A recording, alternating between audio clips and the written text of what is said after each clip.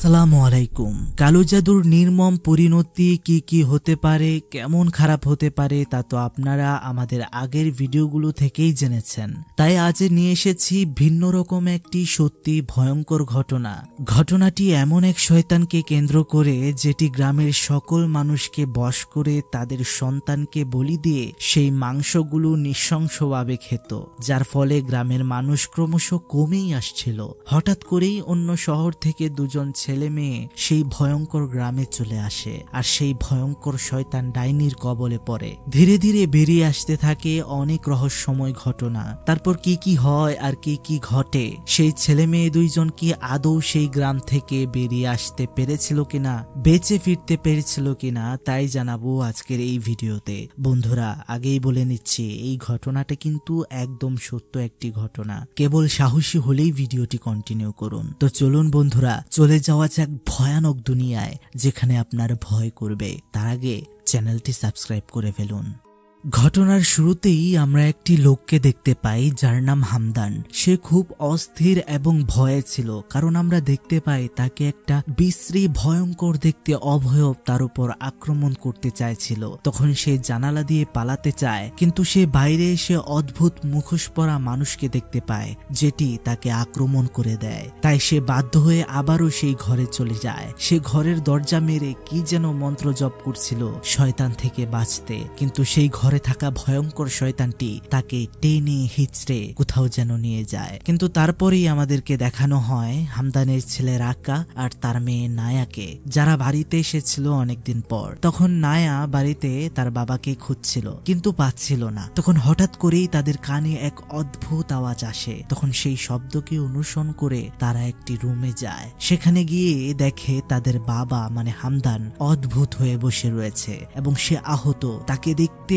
অনেক ভীত করতে লাগছিল, চেহারা হয়ে গিয়েছিল ভয়ঙ্কর। তখনই সেই সেখানে রক্তবমি শুরু করে দেয়, যা দেখতে খুবই ডিস্টার্বিং লাগছিল। আর তৎক্ষণাৎ হামদান সেখানে মারা যায়। এরপরে আমরা দেখতে পাই তাদের প্রতিবেশী আর গ্রামবাসীরা তাদের ঘরে এসেছে। তখন বাহিরে খুব বৃষ্টি হচ্ছিল, তাই হামদানের লাশ আজ কোনোভাবেই কবর দেওয়া সম্ভব না। তাই সব গ্রামবাসীরা আজকের মতো যার যার বাড়ি চলে যায়। এখন বাড়িতে রয়েছে মাত্র দুইজন ভাই বোন, আর ফ্লোরে পড়ে রয়েছে হামদানের ভয়ঙ্কর লাশ।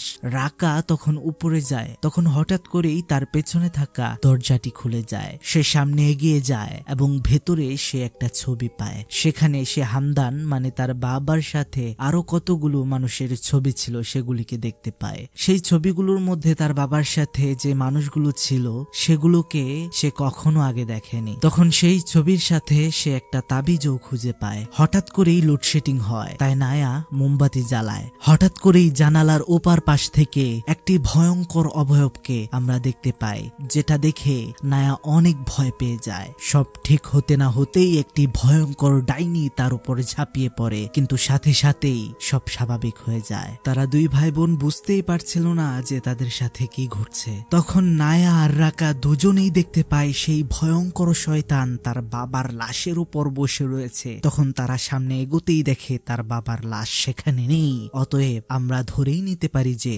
সেই ভয়ঙ্কর পিশাচ শয়তানটি তার বাবার লাশ নিয়ে গিয়েছে, হয়তোবা খাওয়ার জন্যই। তখন তারা দুই ভাই বোন বুঝতেই পারছিল না যে কি করবে, তারা কি করা উচিত তাদের। তখন তাদের সেই ছবির কথা মনে হয়। সেই ছবির পেছনে একটা গ্রামের নাম খুঁজে পায় তারা। তখন তারা সেখানে যাওয়ার সিদ্ধান্ত নেয়। আগেই বলে নেই বন্ধুরা, নায়া এবং রাকা তারা দুজনেই ছোট্ট থেকে এই শহরেই বড় হয়েছে তার বাবার সাথে। তাদের কোনো আত্মীয় স্বজন আছে কিনা তারা এখনো তা জানে না, কিন্তু এই ছবি পাওয়ার পর তাদের মনে হয়েছে সেই গ্রামে হয়তোবা তাদের আত্মীয় স্বজন কেউ থাকলেও থাকতে পারে, যেখানে গেলে তাদের কেউ সাহায্য করতে পারবে। যে সিদ্ধান্ত সেই কাজ। তারা পরের দিনেই রওনা দেয় সেই অচেনা গ্রামের উদ্দেশ্যে। তারা অবশেষে সেই গ্রামে এসে পৌঁছায়। গ্রামটি নিস্তব্ধ, মানুষজন খুবই কম। নাম তার রাঙ্গর, এক অদ্ভুত নিস্তব্ধ গ্রাম। তারা তখন বাস থেকে নামতেই একটা মেয়ের সাথে দেখা হয়। তাদেরকে তখন সেই মেয়েটি সেই গ্রাম প্রধানের বাড়িতে নিয়ে যায়। আর তখন আমরা একটা মহিলাকে দেখতে পাই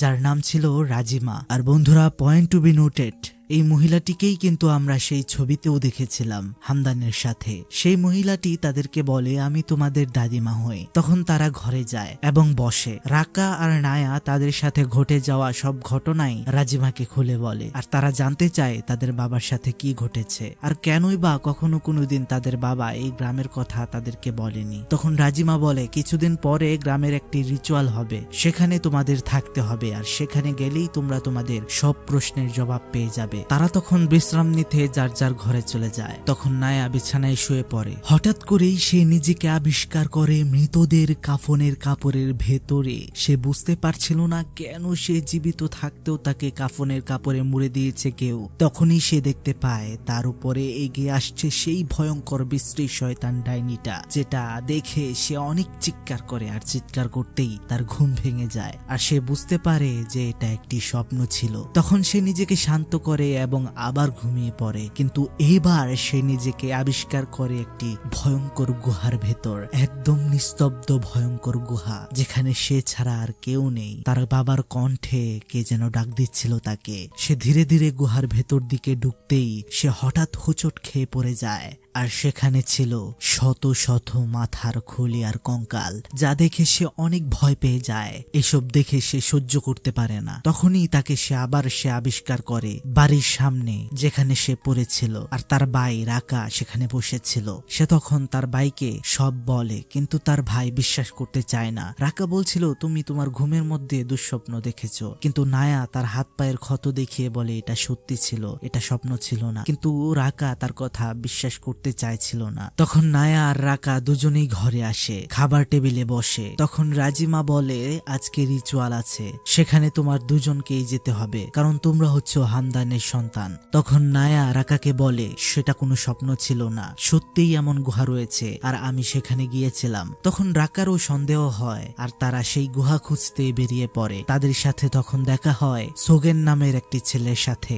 সেই ছেলেটির কাছে গুহা বিষয়ে জানতে চাওয়ায় ছেলেটি ভয়ে সেখান থেকে চলে আসে কিছু না বলেই। তারা অবাক হয়ে যায়। তারা আবার খুঁজতে শুরু করে সেই গুহা, কিন্তু হঠাৎ তারা আলাদা আলাদা হয়ে যায় আর রাকা এসে পড়ে সেই গুহার সামনে। সে সাহস করে সেই গুহার ভেতরে ঢুকে এবং গুহাটি অন্ধকার থাকায় সে সেখানে একটি মশাল পায় আর সেটি সে জ্বালায়। সে সামনে এগিয়ে যেতেই কারো একটা শব্দ শুনতে পায়।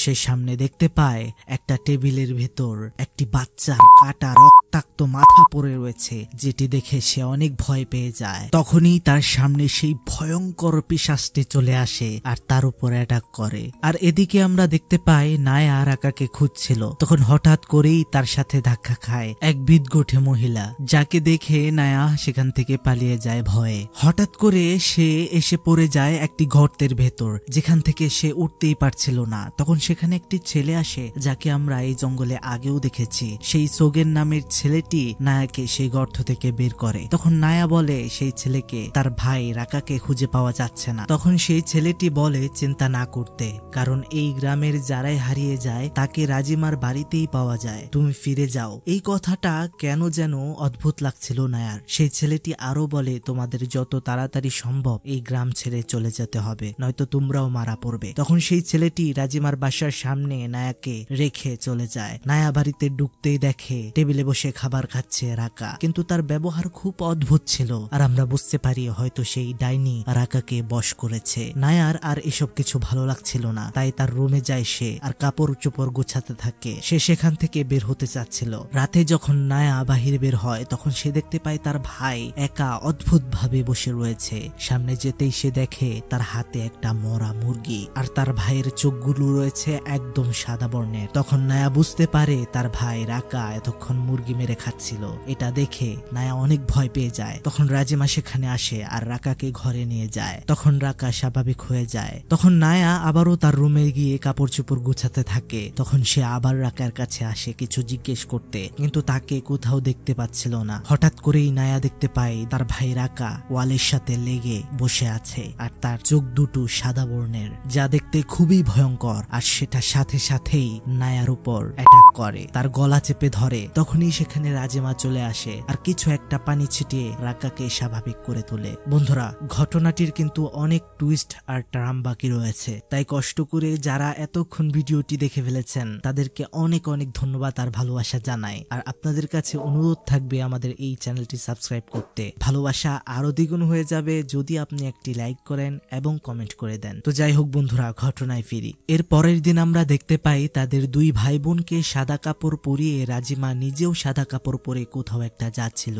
আর তারা এসে পড়ে সেই গুহার সামনে। তখন নায়া এটা দেখে চমকে যায়, কারণ সে তো স্বপ্নে এখানেই এসেছিল। আর সেই গুহার ভেতরে আমরা দেখতে পাই অনেকগুলো মানুষ ছিল। আসলে সেই মানুষগুলো ছিল এই গ্রামেরই মানুষ, যাদের মুখে অদ্ভুত ধরনের একটা মুখোশ পরা ছিল। আর এই গ্রামের মানুষের সংখ্যা এতই কম ছিল যে এটা দেখেই কেন জানি ভয় লাগছিল। এক অদ্ভুত গ্রাম। যাই হোক, তখন হঠাৎ করেই রাজিমা তাদের উদ্দেশ্যে বলে, তোমাদের এই গ্রামে আসার জন্য ধন্যবাদ, নয়তো তোমাদেরকে বলি দেওয়ার জন্য শহরে গিয়ে তোমাদের খুঁজতে হতো। এটা শুনে তারা দুই ভাই বোন অবাক হয়ে যায়, কিন্তু আরো বেশি ভয় হয় তাদের। আর ভয় হওয়ারই তো কথা। তারা পালানোর চেষ্টা করে, কিন্তু তাদেরকে সেই গ্রামের লোকেরা আটকে ধরে। আর নায়াকে বাহিরে নিয়ে যায় কিছু লোক, আর রাকাকে একটা চেয়ারে বেঁধে রাখা হয়। আর এদিকে নায়াকে নিয়ে আটকে রাখা হয় একটা আলাদা ঘরে, কারণ প্রথম রাকাকে বলি দেওয়া হবে, তারপর নায়াকে। বন্ধুরা, আপনাদেরকে জানিয়ে রাখি, এই গ্রামে মূলত ভয়ঙ্কর শয়তানের পূজারীদের বসবাস।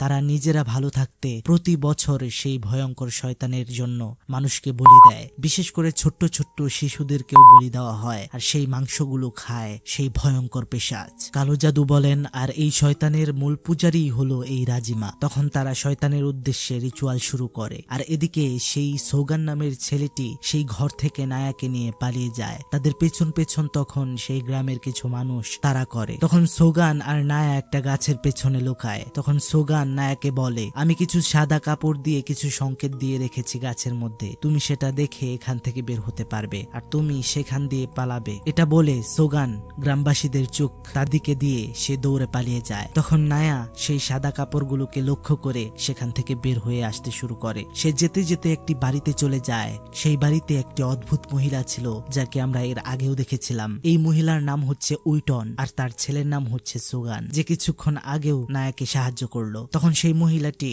নায়াকে বলে, তোমার বাবা আমার সাহায্যে এই গ্রাম থেকে বের হতে পেরেছিল। এই গ্রামে বাচ্চাদের নির্দিষ্ট একটি বয়স হলে তাদেরকে বলি দেওয়া হয়। তোমার বাবা চাচ্ছিল না তোমাদের বলি দেওয়া হোক, তাই সে এই গ্রাম থেকে চিরদিনের জন্য চলে যায়। আর আমি তাকে একটা তাবিজ দিয়েছিলাম আর কিছু মন্ত্র শিখিয়ে দিয়েছিলাম, যেগুলো তাকে মাত্র 22 বছর রক্ষা করার ক্ষমতা রাখতো। 22 বছর পার হয়ে গিয়েছিল, যে কারণেই সেই শয়তানটি তোমার বাবাকে আক্রমণ করে মেরে ফেলতে পেরেছে। তখন আমরা সেই রাজিমা মহিলাটিকে দেখতে পাই। সে গুহার ভিতরে রিচুয়াল করছিল। সেখানে সেই গ্রামের কিছু মহিলা তাদের বাচ্চাদেরকে নিয়ে দাঁড়িয়েছিল। বাচ্চাদেরকে একসাথে শোয়ানো হয়। তখন রাজিমা একটা বড় তলোয়ার নিয়ে সবগুলো বাচ্চাকে বলি দিয়ে টুকরো টুকরো করে ফেলে এবং সেই ভয়ঙ্কর শয়তান ডাইনিকে খেতে দেয়, যা দেখতে ভয়ঙ্কর ছিল প্রচুর। সেই শয়তান ডাইনির বাচ্চাগুলোর মাংস খাওয়া শেষ হলে সে ভর করে রাকার উপর। আর তখন আমরা দেখতে পাই সেই সুগার নামের ছেলেটিকে গ্রামবাসীরা ধরে ফেলেছে আর সেই গুহাতে নিয়ে এসেছে।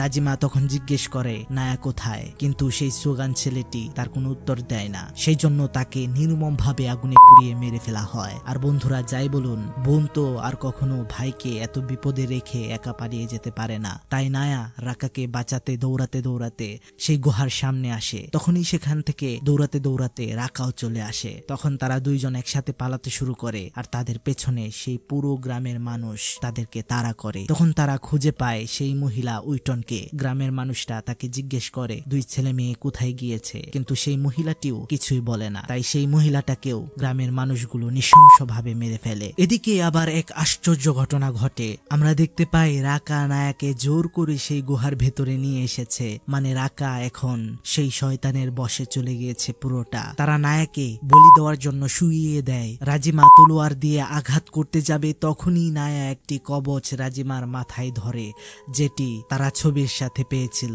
আশ্চর্যকর ভাবে তখন সব শয়তানের পূজারীরা নিজেকেই মেরে ফেলতে শুরু করে। গ্রামের সবাই এক এক করে মারা যায়। তখন রাজিমা নায়ার কাছে এগিয়ে আসতেই নায়া রাজিমাকেও মেরে ফেলে। এখন আর কেউ জীবিত নেই এখানে। নায়া রাকাকে নিয়ে এখান থেকে বের হয়ে যায়। তখনই আমরা দেখতে পারি পেছনে সেই ডাইনিটিকে। এর পরের দিন আমরা দেখতে পারি তারা দুজনেই এই গ্রাম ছেড়ে শহরের দিকে রওনা দিয়েছে। নায়া ভেবেছিল তাদের সমস্যার সমাধান হয়ে গিয়েছে, খুব খুশি ছিল তারা। কিন্তু বন্ধুরা, ঘটনার শেষে আমরা দেখতে পারি রাকা একটি বাসের ভেতর বসে আছে আর তার হাতে রয়েছে একটা তলোয়ার, যেটা দিয়ে নৃশংসভাবে সে বাসের সব প্যাসেঞ্জারকে মেরে ফেলে। আর তার চেহারাটা দেখতে এত বিদঘুটে ভয়ঙ্কর হয়ে যায় যে কেউ দেখলে সেটা ভয় পাবে। আর আমাদেরকে নায়াকে দেখানো হয় যে একটি ব্রিজের নিচে মৃত অবস্থায় পড়েছিল। এতে আমরা বুঝতে পারি ঘটনার এখনো শেষ হয়নি, সামনে আরো অনেক কিছু হতে চলেছে যা খুবই ভয়ঙ্কর। ইন্দোনেশিয়ার এই সত্য ঘটনাটি আপনাদের কেমন লেগেছে বন্ধুরা, তা অবশ্যই কিন্তু কমেন্ট করে জানাবেন। আর দীর্ঘ